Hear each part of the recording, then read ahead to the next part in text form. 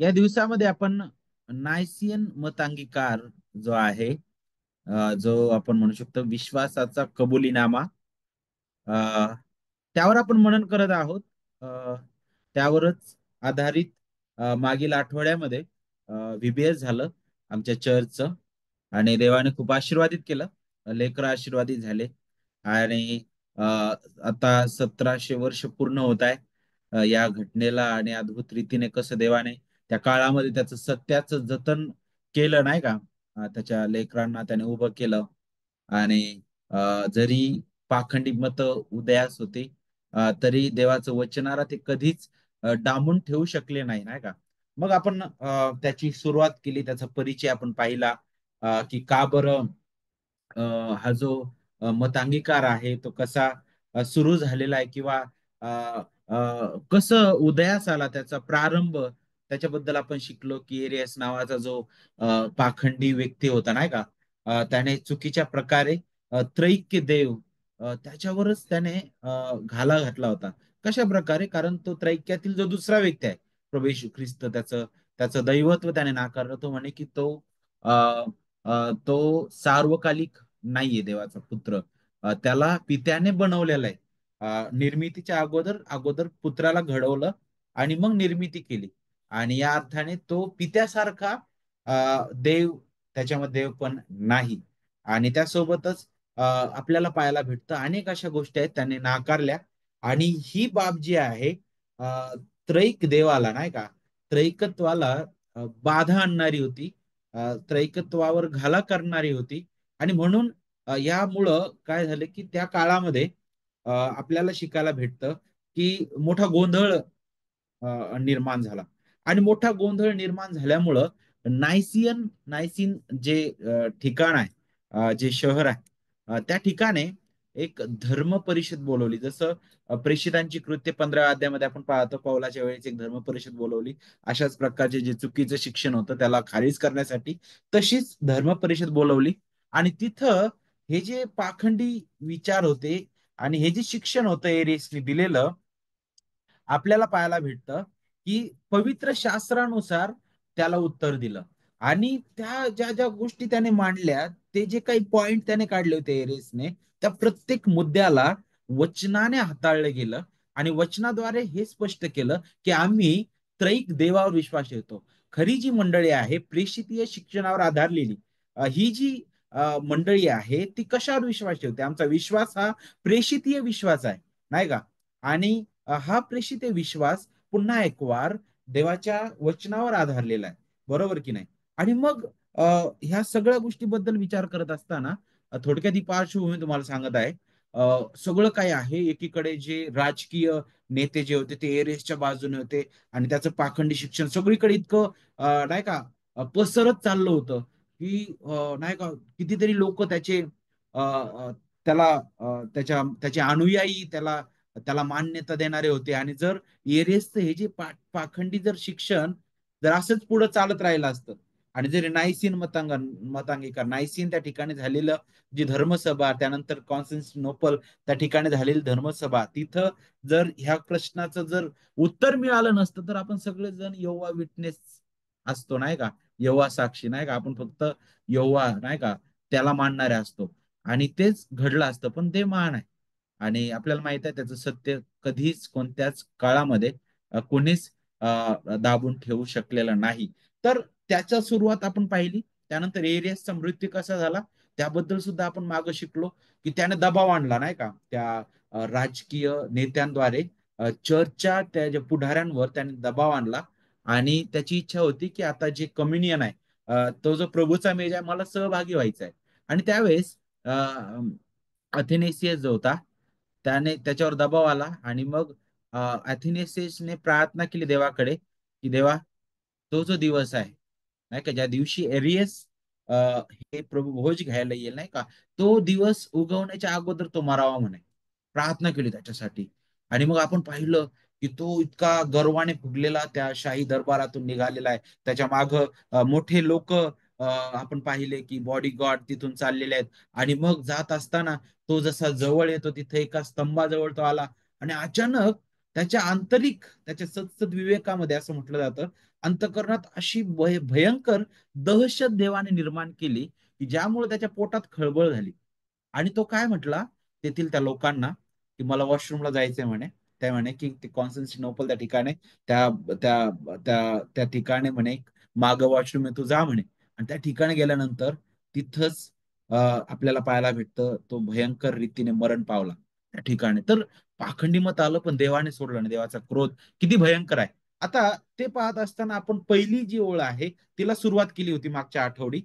जे नवीन आहेत नाही का आज बायबल स्टडीला इथं हजर, त्यामुळे मी थोडक्यात त्याचा सार तुम्हाला दिलेला आहे, त्यामुळे तुम्हाला लक्षात येईल नायसीन क्रीड काय आहे. नायसीन मतांगीकार जो आहे हा हा बायबलच्या वरती नाहीये, नाही का. आपला अंतिम अधिकार देवाचं वचन आहे. आणि का बरं आपण या मतांगीकाराबद्दल विचार करतो, कारण हा मतांगीकार बायबलच्या अधिकार नाहीये, तर बायबलच्या अधिकाराने हा मतांगीकार उदयास आलेला आहे. या मतांगीकारामध्ये जे काही देण्यात आलेलं आहे ते पवित्र शास्त्रावर आधारित आहे. पवित्र शास्त्राच्या पुराव्यानिशी प्रत्येक गोष्ट साबित करण्यात आलेली आहे.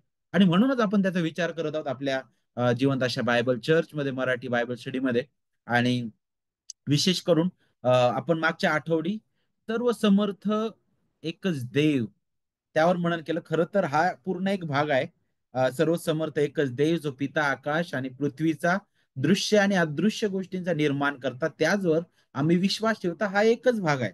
पण मुद्दा म्हणून मी सर्व समर्थ एकच देव नाही का यावर आपण विचार केला होता, की का बरं आपण एकाच देवावर विश्वास ठेवतो आणि एकच देव आणि मग तीन व्यक्ती, हे त्रैकत्व काय आहे त्याबद्दल आपण थोडक्यात मागील आठवडी शिकलो होतो, जिथं आपण अनुवादाचं पुस्तक जे आहे, मला असं वाटतं 6वा अध्याय आणि वचन 4 आपण पाहिलं होतं, जिथं ते सांगितलं की इस्रायला श्रवण कर, कारण आपला देव परमेश्वर हा अनन्य परमेश्वर आहे. अनन्य. आणि मग त्या अनन्य तो जो शब्द त्यावर आपण मागच्या आठवडी विचार केला होता, की एकच देव आहे, तीन व्यक्ती आपल्याला पाहायला भेटतात नाही का. आता याच पहिल्या विश्वासाच्या कबुलीचा जो दुसरा मुद्दा आहे तो आपण पुढे हाताळणार आहोत. आणि तो म्हणजे काय, सर्व समर्थ एकच देव जो पिता आकाश आणि पृथ्वीचा दृश्य आणि अदृश्य गोष्टींचा निर्माण करता त्याचवर आम्ही विश्वास ठेवतो. आता मागच्या वेळेस आपण जी आउटलाईन काढली होती ती अशाच प्रकारे होते. सगळ्यात अगोदर पहिला मुद्दा सर्व समर्थ एकच देव, त्याबद्दल आपण विचार केला मागच्या आठवडी. आता आपण जो पिता, हा पहिला मुद्दा आपण हाताळणार आहोत. त्यानंतर आकाश आणि पृथ्वीचा दृश्य आणि अदृश्य गोष्टींचा निर्माण करता, हा आपला दुसरा मुद्दा असणार आहे. आणि त्याचवर आम्ही विश्वास ठेवतो. तर ही विश्वासाची कबुली कशी आहे ते आपण तिसऱ्या मुद्द्यामध्ये शिकणार आहोत. तर देव जो पिता, आता मागच्या आठवडे आपण सर्व समर्थ एकच देव त्याबद्दल शिकत असताना जगाच्या दृष्टीने देव काय आहे त्याबद्दल आपण पाहिलं. पवित्र शास्त्राच्या दृष्टीने देव काय आहे ते आपण हाताळलं. त्रैक्य देव काय आहे त्यातून आपण समजून घेतलेलं आहे. आता देव जो पिता त्याबद्दल आपण थोडं पवित्र शास्त्रातून काही गोष्टी समजून घेण्याचा प्रयत्न करणार आहोत.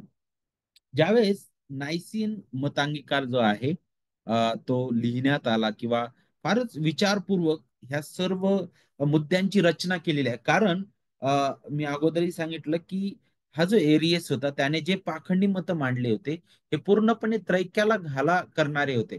आणि त्यामुळं काय होतं की हे खरंच तीन वेगळे व्यक्ती आहेत आणि त्यासोबतच एकच जिवंत देव आहे. हा जो मुद्दा आहे अगदी तो काय म्हणू शकतो आपण, तो खोडून काढणारे हे पाखंडी मत होते. पण नायसीन क्रीड मध्ये, नायसीन मतांगीकारामध्ये अगदी स्पष्ट रीतीने तीन भागामध्ये आपण पाहतो की खरा हा मतांगीकार विभागला गेलाय. पहिला भाग पित्याबद्दल, पुत्राबद्दल, मग आणि मग पवित्र आत्म्याबद्दल. आणि मग त्याच्यामध्ये पवित्र आत्म्याचं कार्य कसं मंडळीमध्ये आहे त्याबद्दल सुद्धा आपल्याला शिकायला भेटतं. आता देव जो पिता, सर्व समर्थी देव, त्याबद्दल आपण शिकलो थोडक्यात. सर्वसाधारणपणे एकच जिवंत देवावर आपण विश्वास ठेवणारे लोक आहोत. आता पित्याबद्दल आपण पाहूया की पवित्र शास्त्रामध्ये का बरं पहिला जो व्यक्ती आहे त्रैक्यातील त्याला पिता म्हटलेला आहे. आणि पिता त्याचं मूळ काय आहे, पवित्र शास्त्रामधून आपण काही महत्वाचे मुद्दे आज थोडक्यात हाताळूया. सगळ्यात पहिलं, ज्यावेळेस आपण जुन्या कराराचा अभ्यास करतो किंवा नवीन कराराचा अभ्यास करतो, तर पिता हा जो शब्द आहे ना, कमीत कमी 3 प्रकारे हाताळला गेलाय. पहिलं म्हणजे जसं पहिले करिन्थ पत्र अध्याय 8 आणि वचन 6 आपल्या स्क्रीनवर दिसत आहे बघा. तरी आपला एकच देव म्हणजे पिता आहे, त्याच्यापासून अवघे झाले व आपण त्याच्यासाठी आहोत. तर हा जो मुद्दा आहे पहिला, आपल्याला त्यातून शिकायला भेटल की का बरं त्याला पिता म्हटलेला आहे. तर सगळ्यात पहिला मुद्दा म्हणजे काय, सर्व गोष्टींचा निर्माण करता देव, या अर्थाने पाऊल त्याची ओळख करून देतो नाही का, की तो निर्माण करताय, या नात्याने तो पिता म्हणून आपल्याला दिसतो. आणि मग दुसरं महत्वाची गोष्ट, निर्माण करत्या नात्याने नक्कीच सर्व निर्मिती बद्दल आपण विचार करतो, पण सर्वसाधारणपणे हे बोललं जातं, पण सगळ्यांचा तो पिता नाहीये, बरोबर की नाही. घनिष्ठ रीतीने जर आपण पाहिलं तर दुसरा मुद्दा हा स्पष्ट करतो की ज्यावेळेस देवाचं पितृत्व किंवा त्याला देव पिता म्हटलेलं आहे, तर मग हे नातं जे आहे खऱ्या रीतीने कसं उभारून येतं, तर पवित्र शास्त्र आपल्याला दत्तकपणाबद्दल शिकवितं. दत्तकपणाबद्दल नाही का, आपण ऐकलं असेल. आणि हे दत्तक पण आपल्याला माहित आहे की आपण अगोदर परके होतो, इपिस्क्रास पत्रामध्ये सांगितलं. आपण त्याच्या जवळचे नव्हतो, आपण त्याच्या कोणी लागतही नव्हतो नाही का. आपल्याला माहित आहे दत्तक कोणाला घेतला तर त्याचे रक्त मांसाचं नाहीये, ज्याच्यामध्ये कोणती कुवत नाही, जो काहीच कोणत्याच लायकीचा नाहीये, बरोबर की नाही. पण त्याला कोणीतरी येतं आणि ते आपलंच करतं नाही का, त्याला त्या आपल्या कुटुंबाचा वारीस करतं, आपल्या कुटुंबाची मालमत्तावर नेमतं नाही का. तर आपल्या बाबतीत सुद्धा ज्यावेळेस आपण देव पिता त्याच्याबद्दल विचार करतो, तर हे नातं आपल्याला दत्तकपणाबद्दल शिकवितं. कारण मुळात आपण एकतर जे राष्ट्र देवाने निवडलेलं होतं, त्या राष्ट्राच्या तर कोणत्याच जवळ नाहीत आपण नाही का. अब्रामाचे लेकरं नाही आपण शारीरिक रीतीने कधीच. ज्या राष्ट्राला अभिवचन दिलं त्याच्यामध्ये आपण कुठेच नव्हतो. आणि इवन अब्राम आपल्याला पाहायला भेटतं की ते इस्रायल लोक सुद्धा त्यातले सगळेच खरे इस्रायल असतील असं नाही पाऊल म्हणतो नाही का. तर मुळात जर आपण पाहिलं तर हे जे नातं आहे खरं, देवासोबत जोडलं जाणं, हे कसं कसं घडून येतं, तर ख्रिस्तामध्ये नाही का, ख्रिस्तामध्ये आणि ख्रिस्ताच्या कार्याद्वारे. कारण दत्तक पण, जर दत्तक जर घ्यायचा आहे तर त्याच्यासाठी काही ज्या महत्वाच्या गोष्टी आहेत त्या पूर्ण करणं गरजेचं आहे, योग्य ती प्रोसिजर करणं गरजेचं आहे नाही का. त्यासाठी ती योग्य ती किंमत असते, त्याच्यासाठी मोल पण मोजावं लागतं, बरोबर की नाही. अगदी लेखी स्वरूपात द्यावं लागतं की नाही, हा जो आहे आता माझ्या माझ्या घरचा वारीस म्हणून मी स्वीकारतोय, आणि माझी जी मालमत्ता आहे त्याच्यामध्ये जसा माझा जो मुलगा आहे खरा रक्ता मांसाचा, तसाच याला सुद्धा गणण्यात यावं, हा माझा मुलगा आहे अशा प्रकारे त्याला सुद्धा गणण्यात यावं नाही का. तर हे कसं घडलं आणि काय, आपण स्वभावता अगदी जन्मताच देवाच्या जवळचे आणि त्याचे लेकर म्हणून होतो का. देव आपल्यासाठी अगोदर कोण होता, तर इपिस्करास पत्र आपल्याला सांगतं की आपण अगोदर मृत असे होतो नाही का, दुसऱ्या अध्यायामध्ये. आणि देवाच्या क्रोधाची आपण प्रजा होतो. तर नक्कीच पिता कधीच असं क्रोधाने नाही का, आणि असा भयंकर क्रोधिष्ट नजरेने, आणि नेहमी असा अरे याला आता नरकात फेकायचं आहे अशा विचाराने कधीच आपल्या लेकराकडे पाहणार नाही नाही का, की याचा नाश व्हावा, कधीच पाहणार नाही. पण एकेकाळी आपण असे होतो, म्हणजेच आपलं आणि देवाचं नातं अशा प्रकारे होतं. पण आपल्याला पाहायला भेटतं की ख्रिस्त आला, तो आपल्यासाठी आला, आपल्यासाठी जगला, आणि देव जी मागणी आपल्याकडून करत होता, जे आज्ञापालन आम्ही करायला पाहिजे होतं, नियमशास्त्राचं पालन आम्ही करायला पाहिजे होतं, ते ख्रिस्ताने तुमच्या आणि माझ्या बदली पूर्ण केलेलं आहे, बरोबर. आणि त्याने त्याचं मोल फेडलेलं आहे, त्याने ती भरपाई करून दिलेली आहे, जे आम्ही कधीच करू शकत नव्हतो. त्याने अगदी रक्ताबद्दल रक्त, देहाबद्दल देह, पापाचे वेतन जे मरण आहे ते ख्रिस्ताने आपल्यासाठी दिलं. तर आपल्यासाठी त्या वधस्तंभावर मरण पावला, तिसऱ्या दिवशी तो पुन्हा उठलेला आहे नाही का. आणि ख्रिस्तामध्ये त्याने ही जी भरपाई केली पित्याकडे, देवाचा क्रोध शमविला गेलेला आहे नाही का. देवाचा क्रोध शमविला गेला, त्यामुळे त्याचं समाधान झालेलं आहे. आणि म्हणूनच आता ख्रिस्तामध्ये देव जो आहे, जो अगोदर आपला न्यायाधीश म्हणून आपल्या समोर होता, भयंकर क्रोधिष्ट नजरेने होता, तो अगदी आता आनंदाने आपल्याला स्वीकारतो ख्रिस्तामध्ये. तर दत्तकपणाचं नातं जे आहे ते अशा प्रकारचं आहे.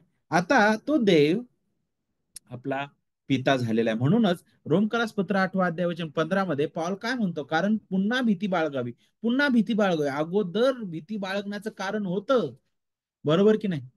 कारण अध्याय 8 आणि वचन 1 ची सुरुवातच कसं म्हणतो, ख्रिस्त येशू ठाई जे आहेत त्यांना दंडाज्ञा नाहीये, पाऊल म्हणतो नाही का? तर अगोदर भीती बाळगायचं कारण होतं आपल्याकडं, पण आता नाहीये म्हणे. कारण आपल्याला आता दत्तकपणाचा आत्मा मिळालेला आहे.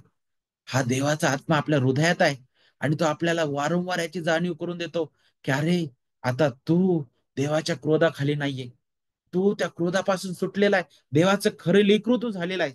किती अद्भुत आहे. तर मग हा दुसरा मुद्दा आहे की या दृष्टीने देव जो पिता आपल्याला पाहायला भेटतो. तिसरं तिसऱ्या रीतीने आपल्याला पाहायला भेटल ते म्हणजे काय, की तो पिता आहे हे कसं समजू शकतो आपण, ख्रिस्ताचं आणि देवाचं नातं, त्रैक्यातील पहिला व्यक्ती पित्याचं नातं, नाही का? त्यातून आपल्याला त्याबद्दल शिकायला भेटतं. योहान अध्याय 1 आणि वचन 1 आपल्याला सांगतं, प्रारंभी शब्द होता, शब्द देवासह होता आणि शब्द देव होता. तर पाहिलं, 3 प्रकारे आपण पिता जो आहे त्याबद्दल समजू शकतो. एक तर निर्माणकर्त्या या नात्याने सर्वसाधारण रीतीने बोललं जात आहे, पण खऱ्या रीतीने दुसऱ्या रीतीने आपण पाहिलं ते म्हणजे काय, दत्तकपणामध्ये आपण त्याची लेकरं झालेलो आहोत आणि आता ख्रिस्ताचा देव पिता, नाही का, ख्रिस्ताचा पिता म्हणून आपल्याला त्याच्याबद्दल शिकायला भेटतं. आता ज्यावेळेस आपण पित्याबद्दल पाहतो, तर पिता हे जे नाव आहे पवित्र शास्त्रामध्ये पुष्कळदा त्रैक देवाला देखील प्रगट करण्यासाठी वापरण्यात आलेलं आहे पुष्कळ ठिकाणी. जर तुम्ही काही वचन वाचले, उदाहरणार्थ जर तुम्ही यशिया 63 अध्याय वचन 16 पहा, किंवा अनुवाद 32 अध्याय पहा, किंवा अ, यशिया 64 अध्याय पहा, तिथं जी भाषा वापरली तिथं पित्याबद्दल तुम्हाला शिकायला भेटेल. आपण एक वचन वाचू शकतो, मलाखी अध्याय 2 आणि वचन 10. मलाखी अध्याय 2 आणि वचन 10 मध्ये पहा, तिथं काय सांगितलंय, की आम्हा सर्वांचा एकच पिता नाही काय? कारण मलाखीमध्ये काय चालू होतं, एकतर इस्रायल राष्ट्राची भ्रष्ट अवस्था आपण पाहतो, आणि विशेष करून जे धार्मिक पुढारी आहेत, याजक आणि लेवीय गट, जे भ्रष्टतेने वागत होते नाही का, आणि त्यामुळं तो फटकारत असताना, बोलत असताना इथं प्रश्नार्थी रीतीने तो बोलतो काही गोष्टी, आणि तो म्हणतो की आम्हा सर्वांचा एकच पिता नाही काय, एकाच देवाने आम्हाला उत्पन्न केले नाही काय? असे असताना आम्ही आपल्या बंधूचा विश्वासघात करून आपल्या पूर्वजांचा करार का मोडतो बरे, नाही का? तर इस्रायल राष्ट्र वारंवार देवाच्या विरुद्ध वागायचं, आणि म्हणून अशा प्रकारे आपल्याला पाहायला भेटतं यहूदा राष्ट्राने केलेलं बंड, त्याच्याबद्दल आपण शिकतो. पण इथं एकच पिता हा जो शब्द आहे ना, हा त्रैक्य देवासाठी वापरलेला आहे. पिता हे नाव पूर्ण देव पण दाखवितं, एकच पिता, एकाच देवाने, असं म्हटलेलं आहे बघा पुढे. आणि त्रैक देवाबद्दल हा जो शब्द आहे, नवीन करारामध्ये सुद्धा पिता हा जो शब्द आहे तो त्रैक देवासाठी वापरण्यात आलेला आहे. याकोब अध्याय 1 वचन 17 मध्ये काय म्हटलंय, प्रत्येक उत्तम देणगी व प्रत्येक पूर्ण दान वरून आहे, ज्याला विकार नाही व जो फिरण्याने छायेत जात नाही, अशा ज्योती मंडळाच्या पित्यापासून ते उतरतं, नाही का? तर नवीन करारामध्ये सुद्धा हा जो संदर्भ आहे, पूर्ण देवपणाबद्दल मार्गदर्शन करणार आहे. पूर्ण देवपण, नाही का? एकच जिवंत देव अ, आपल्याला पाहायला भेटतो, जो त्या त्रैक्यामध्ये आपल्याला सामावलेला पाहायला भेटतो. अ, पित्यामध्ये पूर्ण देव पण आहे, पुत्रामध्ये पूर्ण देव पण आहे, आणि पवित्र आत्म्यामध्ये पूर्ण देव पण आहे. तरी पण हे 3 वेगळे देव नाही, तर एकच जिवंत देव आहे. तो एकच देव पित्यामध्ये, पुत्रामध्ये आणि पवित्र आत्म्यामध्ये आपण पाहतो. परंतु त्यासोबतच या तिघांचंही वेगळं अस्तित्व, या तिघांचंही वेगळं व्यक्तित्व आपल्याला पाहायला भेटतं, नाही का? आणि ते आपण पुढे पाहणारच आहोत. ओके. तर प्रत्येक उत्तम देणगी व प्रत्येक पूर्ण दान देवापासून आहे, कारण देव उत्तम आहे आणि पूर्ण आहे, नाही का? आणि ज्या प्रकारे पिता उत्तम देणगी आणि पूर्ण दान पुरवतो, त्याच प्रकारे पुत्र आणि पवित्र आत्मा देखील उत्तम देणगी आणि पूर्ण दान पुरवणार आहे. हे आपल्याला समजून घेणं गरजेचं आहे. तर त्रैक्य देवासाठी पिता हा शब्द वापरलेला आहे पुष्कळ ठिकाणी. अ, आणि त्यासोबतच आपल्याला पाहायला भेटतं की त्रैक्यातील पहिला जो व्यक्ती आहे त्याच्यासाठी सुद्धा पिता हा शब्द वापरण्यात आलेला आहे. देव जो पिता, देव जो पिता, नाही का? आणि अ, आपण पाहतो की ज्यावेळेस ख्रिस्त या भूतलावर होता, वारंवार तो म्हणतो की मी पित्याची इच्छा पूर्ण करायला आलो. पिता जे मला सांगतो ते मी करायला आलो, नाही का? त्यानंतर पवित्र आत्म्याबद्दल बोलत असताना योहान कृष्णवर्तमान तो म्हणतो की मी जाईल, मी पित्याला विनंती करल, नाही का? तेव्हा तो जो कैवारी आत्मा आहे तो तुमच्याकडे पाठवेल, नाही का? तर आपण जर या त्रैक्याबद्दल पाहिलं तर फार रहस्यमय आहे सत्य, नाही का? अ, आपण जर फारच विचार करत बसलो, तर एक देवासेवक म्हणतात की हे असं सत्य आहे की जर आपण फारच विचार करत बसलो तर आपण वेडे होऊन जाऊ, नाही का? म्हणून आपण विश्वासाने हे घेतो, कारण आपण मर्यादित बुद्धीचे लोक आहोत. देव अमर्याद आहे, त्याला आपण पूर्णपणे कधीच जाणून घेऊ शकणार नाही. परंतु जे आपल्यासाठी पुरेसं आहे ते देवाने त्याच्या वचनामध्ये प्रगट केलेलं आहे. आता देव जो पिता ज्यावेळेस आपण पाहतो, तर आपल्याला पाहायला भेटतं की ज्यावेळेस देवचं पिता म्हटलंय, त्रैक्यातील हा पहिला व्यक्ती आहे आणि हा पुत्र आणि पवित्र आत्म्यापासून वेगळा आहे, हे आपण समजणं गरजेचं आहे. आणि ज्याच्याबद्दल योहान वर्तमानामध्ये विशेष करून योहान त्याच्या पत्रामध्ये वचन 9 मध्ये तो बोलतो की ख्रिस्ताच्या शिक्षणाला चिटकून न राहता जो पुढे पुढे जातो त्याला देव प्राप्त झाला नाही. जो शिक्षणाला धरून राहतो त्याला पिता व पुत्र दोघांची प्राप्ती झाली नाही. अगदी स्पष्ट रीतीने हे वेगळं पण या वचनामध्ये आपल्याला पाहायला भेटतं बघा. योहानाने अगदी स्पष्ट रीतीने ते केलंय की पिता वेगळा आहे, पुत्र वेगळा आहे, परंतु एकच देव आहे. एकच देव आहे, बरोबर. आता पुढे आपण आणखी येतो, तर प्रभू येशू ख्रिस्त स्वतः पिता आणि पवित्र आत्म्याचं वेगळं पण प्रगट करतो. इथं आपण ख्रिस्तापासून पिता वेगळा आहे या गोष्टी आपण शिकलो वचनातून. आता प्रभू येशू ख्रिस्त पिता आणि पवित्र आत्मा कसा वेगळा आहे त्याबद्दल बोलतो. योहान 14 अध्याय वचन 16 आणि 17 मध्ये पहा, मी पित्याला विनंती करीन, मग तो तुम्हाला दुसरा कैवारी म्हणजे सत्याचा आत्मा देईल. काय म्हणत आहे तो?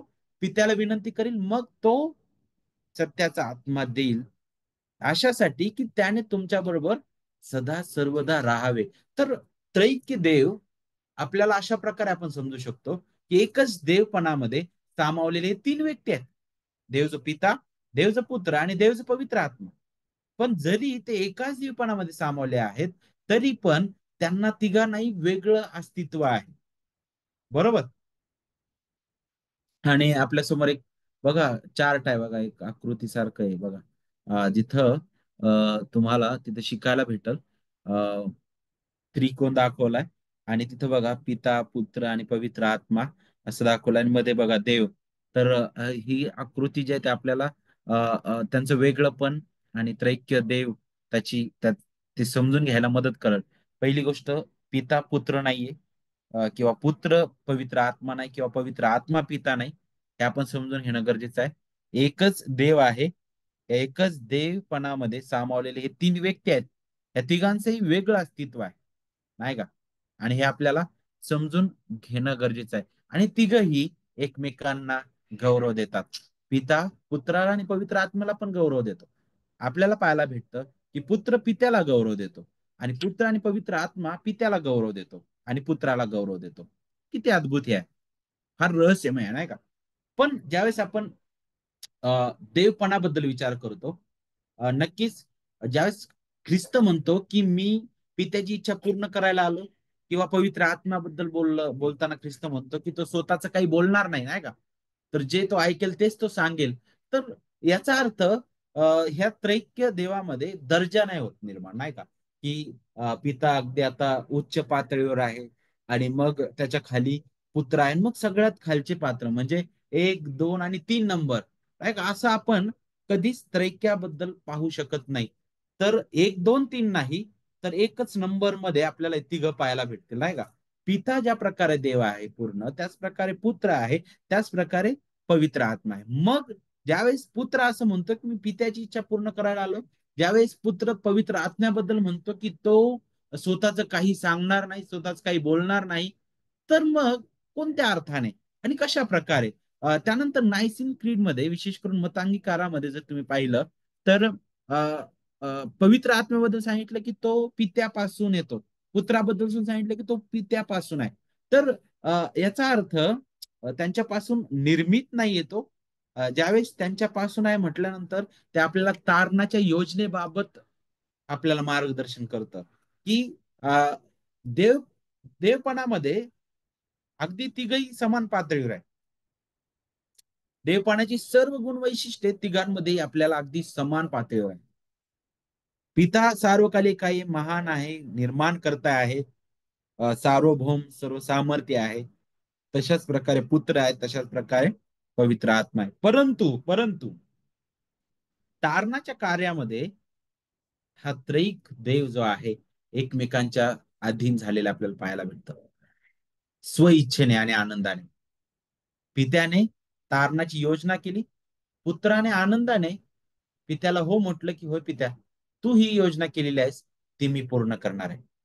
पुत्र स्वइच्छेने आनंदाने ती योजना पूर्ण करण्यासाठी त्याने होकार दिला आपल्याला पाहायला भेटतं सार्वकालिकतेमध्येच. आणि योग्य वेळी काळाची पूर्णता झाली, त्यावेळेस पुत्र आला, त्याने पित्याची योजना त्याच्या कृत्यांद्वारे पूर्ण केली. आणि पहा, पवित्र आत्मा म्हटलं, होय, जे पित्या तू योजिलस, पुत्रा, जे तू कार्यसिद्धीस नेलेलं आहेस, त्याचं लागूकरण मी तुझ्या निवडलेल्या लोकांच्या हृदयात करतो. त्रैक देव आपल्याला पाहायला भेटतं तारणाच्या कार्यामध्ये ते स्वतःहून एकमेकांच्या अधीन झालेले आहेत. याचा अर्थ दर्जा नाहीये. कारण पित्याने योजना केली, पुत्राने ती सिद्धीस नेली तारणाची योजना, आणि पवित्र आत्मा निवडलेल्या लोकांच्या जीवनामध्ये ख्रिस्ताच्या महान सुवार्तेचं लागूकरण करतो, नाही का? मग कसं एक मृत व्यक्ती जिवंत होऊ शकतो? नाही, देवाशिवाय शक्य नाहीये.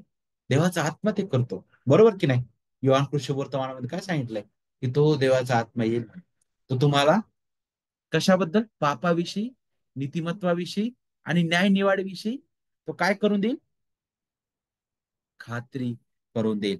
तर देव जो पिता, त्याच्याबद्दल शिकत असताना हा चार्ट आहे, मी तुम्हाला वाटलंच तर ही जी फाईल आहे ती आपल्या ग्रुपवर मी टाकेल. ओके.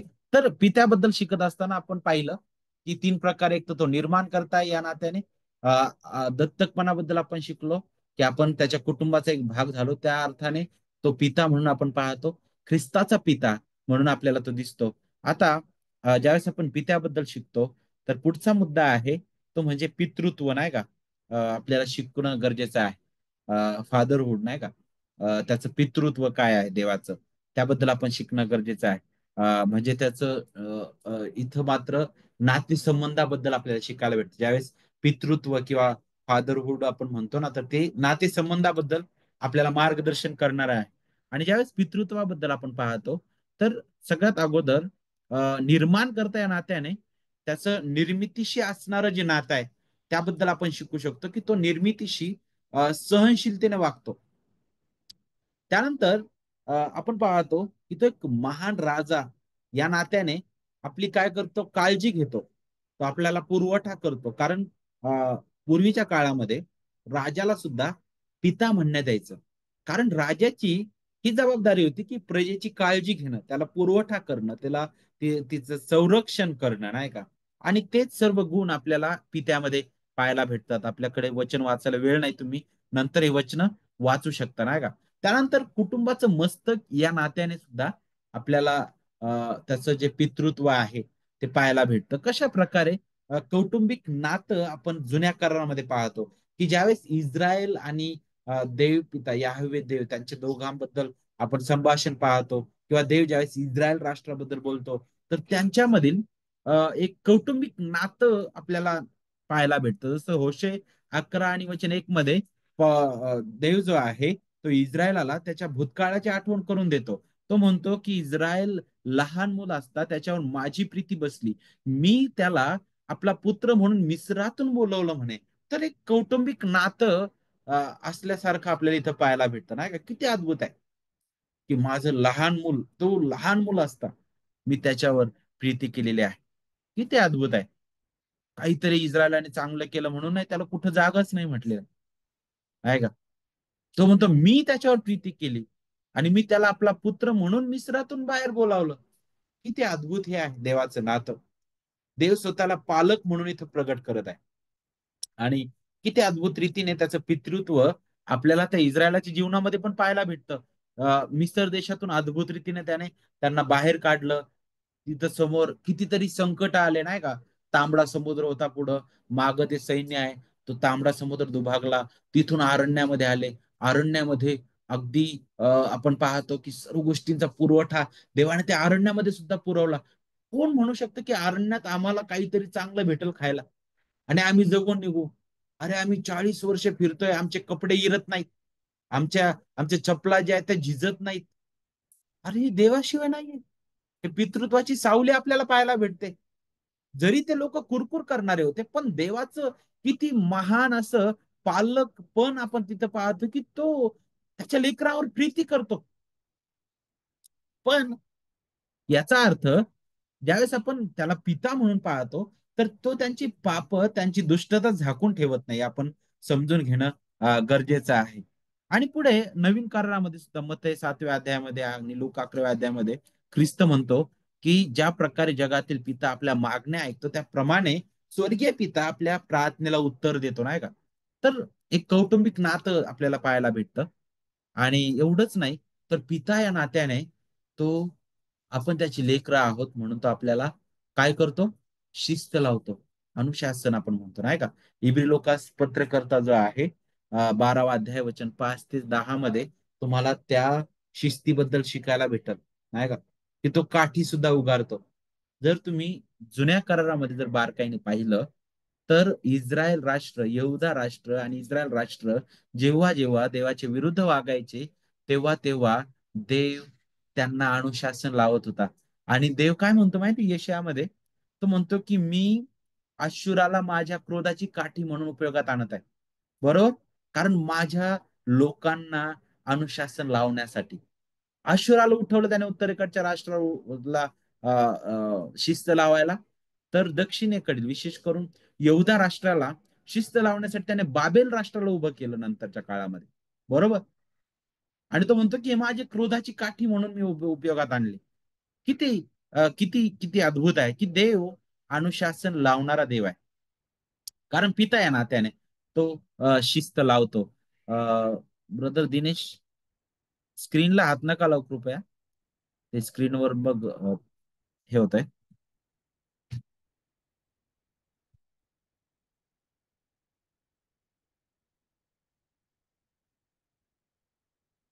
ओके. तर एक कौटुंबिक नात्याबद्दल आपण शिकतो, पितृत्व किंवा सॉरी त्याचं जे कार्य आहे त्याबद्दल आपण पाहतो. आता हे झालं पित्याबद्दल. देव जो पिता, हा पहिला मुद्दा आपण हाताळला. त्यानंतर दुसरा मुद्दा, आकाश आणि पृथ्वीचा दृश्य आणि दृश्य गोष्टींचा निर्माण करता. आता हा जो देव आहे त्याच्या त्याचं पितृत्व आपण पाहिलं, त्याचं कार्याबद्दल आपण शिकलो, त्रैक देवाबद्दल आपण पाहिलं. आता त्याचं विशेष करून सॉरी त्याचं कार्य जे आहे त्याबद्दल आपण पुढे शिकणार आहोत. तर निर्माण करता म्हटलेलं आहे. नायसीन मतांगीकारामध्ये काय म्हटलं की तो एकच देव, सर्व समर्थ एकच देव जो पिता, जो आकाश आणि पृथ्वी, दृश्य आणि अदृश्य यांचा निर्माण करता म्हटलेला आहे. काय म्हटलेलं आहे? निर्माण करता म्हटलेला आहे. ओके. तर निर्माण करता याबद्दल शिकत असताना आपण तीन पैलू आपण पाहणार आहोत. पहिलं म्हणजे पित्याचं निर्मितीचं कार्य. त्यानंतर दुसरं पित्याने केलेली निर्मिती, तिचं चांगुलपण, नाही का? आणि तिसरं पित्याच्या निर्मितीवरील अधिकार. ओके. तर या तीन गोष्टी आपण थोडक्यात पाहू.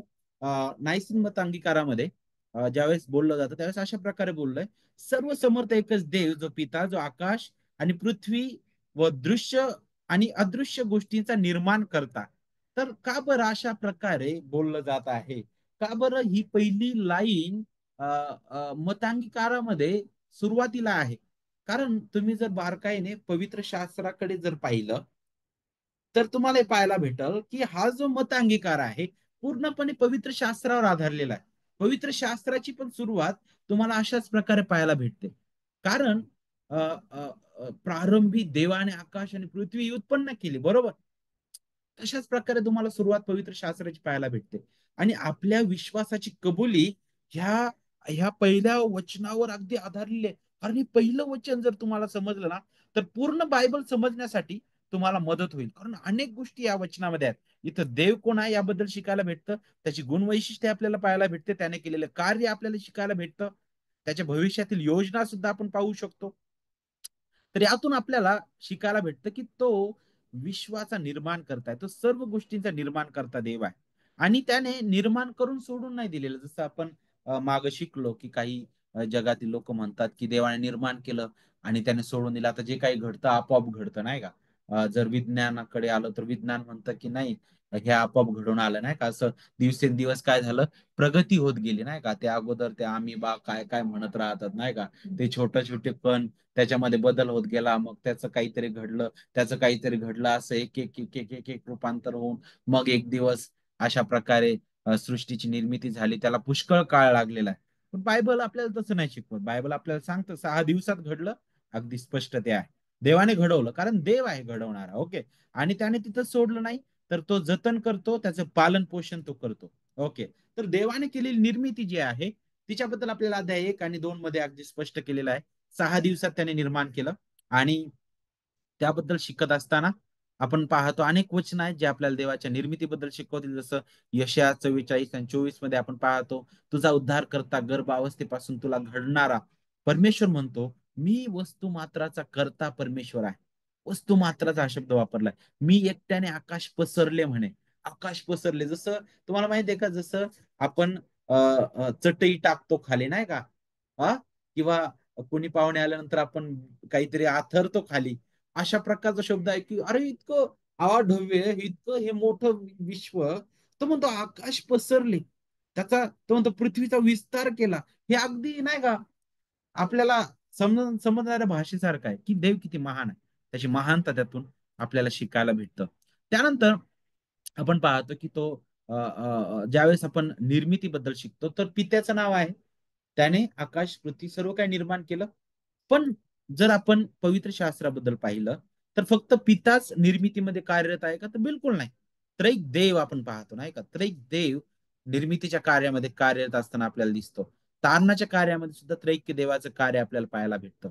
मग पित्याचं नाव का बरं नाहीसीन मतांगीकारामध्ये पुढे दिलेलं आहे की पिता जो आकाश पृथ्वी आणि दृश्य आणि अदृश्य यांचा निर्माण करता, कारण या निर्मितीच्या कार्यामध्ये आपल्याला पित्याची भूमिका अग्रगण्य दिसते. अगदी समोर आपल्याला ती भूमिका पाहायला भेटते. आणि आपण पाहतो की पिता पुत्राला एक माध्यम म्हणून त्या निर्मितीच्या कार्यामध्ये पाहत आहे. पण त्यासोबतच देवाचं वचन अगदी स्पष्ट करतं की पिता निर्माण करताय, पुत्र निर्माण करताय, पवित्र आत्मा निर्माण करताय. अगदी पहिले 3 वचन स्पष्ट करतात. उत्पत्ती अध्याय 1 आणि वचन 2 मध्ये जर आपण पाहिलं तर पवित्र आत्म्याच्या निर्मितीमधील कार्य आपण पाहतो. वचन 3 पासून पुढे देव बोलला म्हटलेला आहे. देवाचा शब्द आपल्याला शिकायला भेटतं त्याबद्दल. तर त्रैक देव निर्मितीमध्ये कार्यरत असताना आपल्याला दिसतं की सर्व काही त्याच्याद्वारे झालेलं आहे म्हणे. त्याच्याद्वारे झालं म्हणे, त्याच्यासाठी झालेलं आहे. 1 Corinthians 8:6 मध्ये सांगितलं की एकच देव म्हणजे पिता आहे, त्याच्यापासून अवघं झालं म्हणे. आपण त्याच्यासाठी आहोत आणि आपला एकच प्रभू येशू ख्रिस्त आहे, त्याच्याद्वारे अवघे झाले आणि आपण त्याच्याद्वारे आहोत. पौलाने अगदी स्पष्ट केलं काय का, त्याच्यापासून निर्मिती आहे, पुत्राद्वारे निर्मिती आहे, जीवन आहे, तो पालन पोषण करतो नाही का. आता पवित्र आत्म्याचं सुद्धा कार्य आपल्याला निर्मितीमध्ये पाहायला भेटतं. दुसरा मुद्दा, निर्मितीमधील चांगुलपणाबद्दल आपण शिकतो नाही का. कारण ज्यावेळेस देवाने सर्व काही घडवलं आपल्याला पाहायला भेटतं प्रत्येक वेळेस काय म्हटलं, हे चांगलं आहे, हे चांगलं आहे नाही का. कमीत कमी 7 वेळा आपल्याला पाहायला भेटतं त्या अध्यायामध्ये, पहिल्या अध्यायामध्ये हे चांगलं आहे असं शब्द वापरलाय, बरोबर की नाही.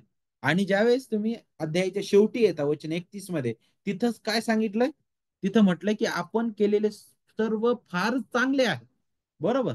तर इथं देवाने जे काही घडवलं त्यातील चांगलं पण आपण पाहतो, सर्व काही चांगलं घडवलं. तिथं पापाचं लवलेश नाहीये. पाप देवाने निर्माण केलेलं नाही, हे आपण समजून घेणं गरजेचं आहे. पण वाईट बातमी काय आहे मग, पाप कधी आलं, पाप कधी आलं जगामध्ये. आपल्याला माहित आहे, आदाम हवेने देवाच्या विरुद्ध आज्ञाभंग केलेला आहे. पण त्याच्या अगोदरच आपण पाहतो त्या स्वर्गातच तो जो दिव्यदूत आहे त्याच्याद्वारे ते पाप घडलं. त्याच्या हृदयात त्याने म्हटलं की मला देवासमान व्हायचंय.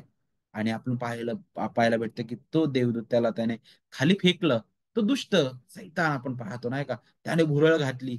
आणि आपण पाहतो आदाम हवेने केलेलं पाप, आणि त्याचा परिणाम माहिती आहे का, सर्व निर्मितीवर, सर्व सृष्टीवर आलेला आहे. देवाने संपूर्ण निर्मितीला शाप दिला. आणि त्या शापाचं वर्णन तुम्हाला अध्याय 3 मध्ये पाहायला भेटतं उत्पत्तीमध्ये नाही का. तिथं सांगितलंय आदामाला, तो म्हणाला, तू आपल्या स्त्रीचं ऐकलंस आणि ज्या झाडाचं फळ खाऊ नकोस म्हणून मी तुला आज्ञा केली होती, त्याचे फळ तू खाल्लेस म्हणून तुझ्यामुळे भूमीला शाप आला आहे. तो आयुष्यभर कष्ट करून तिचा उपज खाशील. तो आपल्या मी ती तुला काटे कुसळी देईल. तू शेतातले पीक खाशील. तू आपल्या निधळाच्या घामाने भाकर मिळवून खाशील आणि ती पुन्हा मातीला मिळशील. आदामाच्या पापामुळे देवाने जमिनीला शाप दिला, ज्यामुळे शेती करणं कठीण झालं. आदाम आणि उर्वरित मानव जातीला त्यांच्या अन्नासाठी आता कठोर परिश्रम करावे लागतील, नाही का? आणि आपण पाहतो की ते तिथपर्यंतच मर्यादित नव्हतं, तर त्याने जगाच्या प्रत्येक पैलूवर त्या पापाचा परिणाम झालेला आपल्याला दिसतो, नाही का? आणि त्याचंच वर्णन पाऊल पुढे करतो, नाही का? ज्यावेळेस तो म्हणतो की ख्रिस्ताद्वारे विश्वासणाऱ्यांच्या तारणामुळे शेवटी निर्मितीची सुद्धा पुनर्स्थापना होणार आहे. कारण तो काय म्हणत आहे बघा, रोम 8 आणि वचन 20-22 मध्ये, की सृष्टी व्यर्थतेच्या स्वाधीन करण्यात आली म्हणे, नाही का? ती खुशीने नाही, तर स्वाधीन करणाऱ्यामुळे.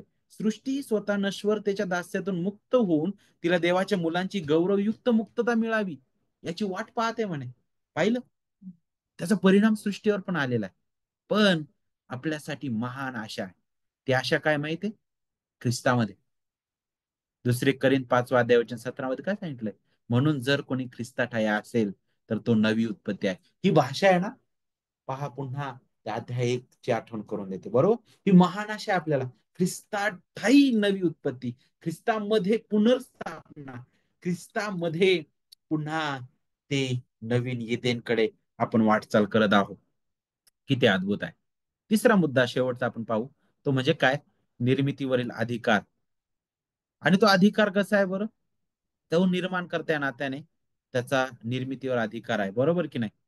कारण त्याची इच्छा आहे, त्याची इच्छेने जे करायचं ते तो करतो. त्याला कोणी म्हणू शकणार नाही की तो असं का केलं, नाही का? रोम 9 अध्याय वचन 20-22 काय सांगितलं, की हे मानवा, देवाला उलटून बोलणार तू कोण? घडलेली वस्तू आपल्या घडवणाऱ्याला तू मला असे का केलेस असे म्हणेल का? कुणीच नाही म्हणू शकणार असं, बरोबर की नाही? कधी अ, कुंभाराला, कुंभारच म्हणतात ना त्याला, हा कुंभाराला कोणी ते जे मातीचं ते भांड आहे ते विचारतं का, तू मला असं का केलंस? नाही विचारू शकणार, नाही विचारू शकणार. कारण त्याचा अधिकार आहे, त्याची स्वतंत्र इच्छेने तो ते करतो, त्याच्या इच्छेने. बरं, तो तो केवळ अधिकारी आहे, सर्वाधिकारी आहे, प्रभू, जो जो जो जीवन देणारा आहे, नाही का? आणि त्याबद्दल सुद्धा आपल्याला पुढे शिकायला भेटतं. त्याचा अधिकार हा संपूर्ण आहे. म्हणूनच त्याच्या अधिकाराखाली नाही असं काहीच नाही. सैतान सुद्धा त्याच्या इच्छेच्या विरुद्ध काहीच करू शकत नाही. योबाचं उदाहरण आपल्या समोर आहे. देव त्याचे सार्वकालिक उद्देश पूर्ण करत आहे. याचा अर्थ तो वाईटाला मान्यता देतो असं नाही. तो पवित्र देव आहे, बरोबर की नाही? पण हे पण आपण लक्ष देणं गरजेचं आहे, की त्याच्या नियंत्रणाच्या बाहेर काहीच घडणार नाही. आणि मग नक्कीच त्या गोष्टीबद्दल झालं, पण आपल्या प्रत्येक गोष्टींबद्दल. कारण उपदेशक 12 वचन 14 मध्ये तो आपल्या वैयक्तिक जीवनाबद्दल बोलतो. सगळ्या बऱ्या वाईट गुप्त गोष्टींचा न्याय करताना देव सगळ्या कृत्यांची झाडाझडती घेईल. मानवाच्या प्रत्येक गोष्टीवर सुद्धा ही गोष्ट प्रभाव पाडणार आहे, की देवाचा अधिकार हा आपल्यावर सुद्धा आहे. माझ्या शरीराबद्दल मी कशी काळजी घेतली, देवाला अधिकार आहे तो विचारण्याचा. मी तुला इतकं वर्ष आयुष्य दिलं, मी तुला इतकी सेकंद, इतका तास तुला मी या भूतलावर ठेवलं होतं, तू कसा जगलास? बरोबर की नाही? देव विचारणार आहे. प्रत्येक प्रत्येक क्षणाची विचारणा देव करणार आहे. किती अद्भुत आहे बघा, किती अद्भुत आहे. आणि म्हणूनच नीतीसूत्र 3 मध्ये काय सांगितलंय, तू आपल्या सर्व मार्गात त्याचा आदर कर, म्हणजे तो तुझा मार्गदर्शक. प्रत्येक क्षेत्रामध्ये देवाचा अधिकार आहे. आणि मग हे खरं आपल्या विश्वासाची कबुली आहे, बरोबर की नाही? ही आपल्या विश्वासाची कबुली आहे. नायसीन मतांगीकारामध्ये अगदी एकच लाईन मध्ये आहे. पण ते आपण ज्यावेळेस उलगडतो, त्यावर मनन करतो, त्यावेळेस आपल्याला समजते की आमचा विश्वास काय आहे. ख्रिस्ताची मंडळी या नात्याने हा आमचा विश्वास आहे.